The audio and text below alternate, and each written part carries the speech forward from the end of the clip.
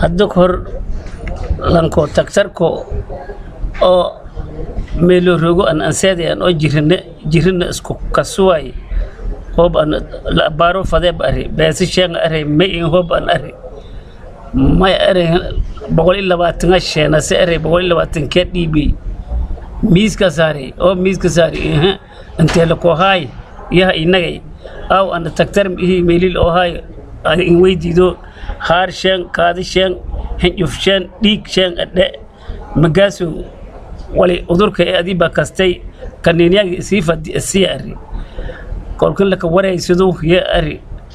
oo bal wareysaa ani wareysaase ha dhigaan soo yeer inta la ko hay hortil in organne gadangade warantan qomna ku fahe undin lahanen hogode liin tunana boore hirgam qomna difa ugu wada injirnanen jibade dergnanen dhuusewa reekan kanina dhuustu ku bilaa kolka adiba kaninaagi hayte anin udurki kiisheegi bakaninaagi sifati si yeer